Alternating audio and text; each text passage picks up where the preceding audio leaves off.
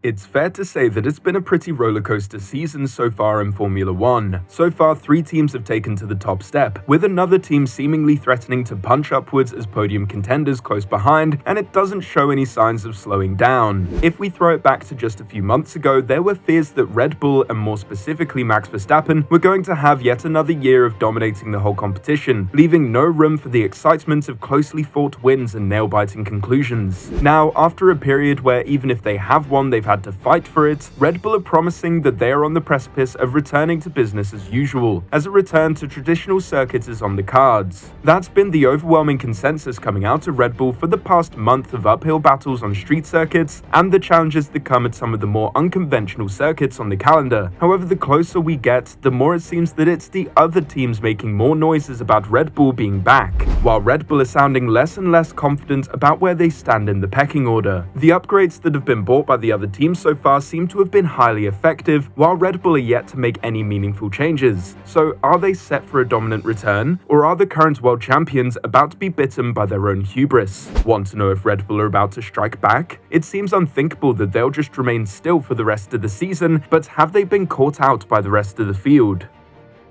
It just demonstrates that things don't stand still in Formula 1. You've got to keep pushing, you've got to keep moving forward. We've won 5 of the 7 races now, but you can see McLaren have made a step, Ferrari made a step, and we're going to need to keep that rate of development coming through.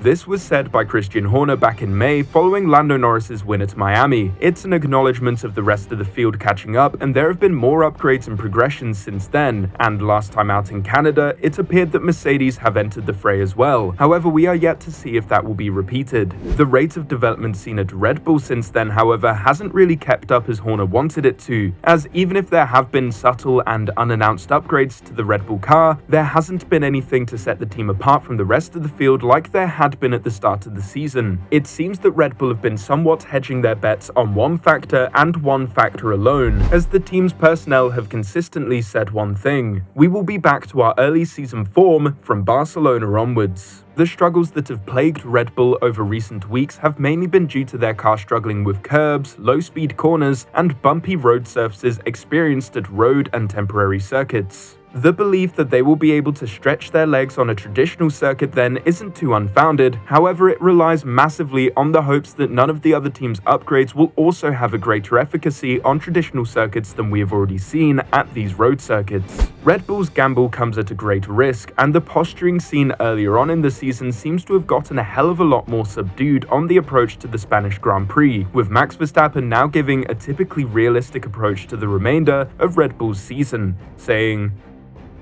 "I think we are also very focused, we are doing a lot of things right, but for whatever reason we are not in the same flow as we had last year where everything just seemed to be going really well for us at most places, no reliability issues. And I don't know, for whatever reason, it's all a bit more difficult this year. Some things are a bit hard to explain as well. Sometimes it almost feels like you're in a bit of a spiral and maybe it takes a bit of time to get out of it. But yeah, we are for sure on top of everything. Of course, there are always things that you can do better, but yeah, we'll come out and analyze everything again and try to improve." Coming off the back of one of the hardest fought wins of his career, Verstappen still leads the championship comfortably, having built up a sizable buffer to the rest of the field in the early rounds of the season, so he could be excused for exuding confidence and belief in his team. However, he seems to be eluding the uphill nature of the season ahead. The confidence that he carries is that the team can handle it, not that they can dominate. Contrast this to Helmut Marko's confidence just 1 month ago, and it's a pretty stark difference. So clearly Red Bull is sensing that they are under threat at the very place that they thought they would be back in a position of comfort. It can be assumed then that the other teams hyping up Red Bull for a strong return may be far more confident in their own abilities to challenge Red Bull on traditional circuits than they're letting on, with both contenders at Canada as well as the backmarker Ferrari cars looking set once again to challenge at the front. Every statement put out by the challengers have been based around the template of, "Oh wow, Red Bull will be great again," followed by, "but I think we'll be able to challenge at the front." I mean, just look at Russell, Piastri, Leclerc, Sainz, Norris, Hamilton. They are all saying the same thing. With 3 teams looking to be there or thereabouts, even if Red Bull were to be convincingly quick again, it would mean that even a single slip-up from the Milton Keynes team could be capitalized on from 3 different angles. George Russell gave, in our opinion, the best outlook on the weekend to come, with the Brit exercising caution but demonstrating a confidence that the Brackley team are once again on the right track. It's no secret that Red Bull have struggled with their car in the last 3 races, yet they've still won 2 of the last 3, so I expect them to probably take a small step when we get back to the European races on more conventional circuits. We need to see how their performance turns out in Barcelona, but this pace increase that we've seen from us this weekend, it hasn't been a surprise to us because all the numbers back at the factory told us that we were going to be finding a big chunk of performance with these upgrades. So Barcelona is going to be interesting for everybody, but I'm confident we can be in the fight.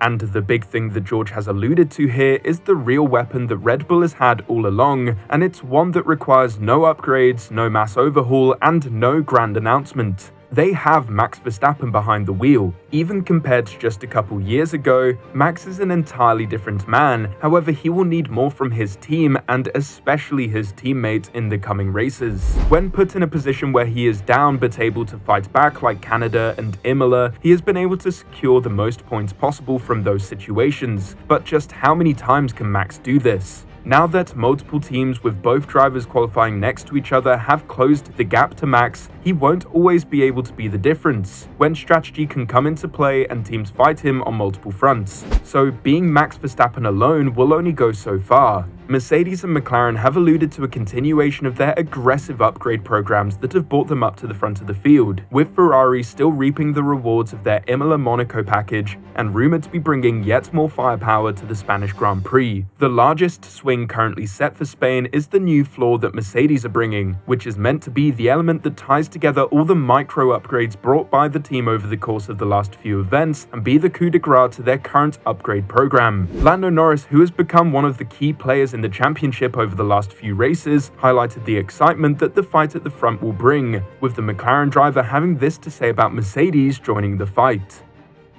If they're quicker in the next few races too, and they've kind of joined the fight of Ferrari, Red Bull and us, then it's only going to make our life more exciting, more tricky and more stressful because now there will probably be 8 cars which are fighting up there and challenging us all together, so it's exciting for us and probably everyone watching.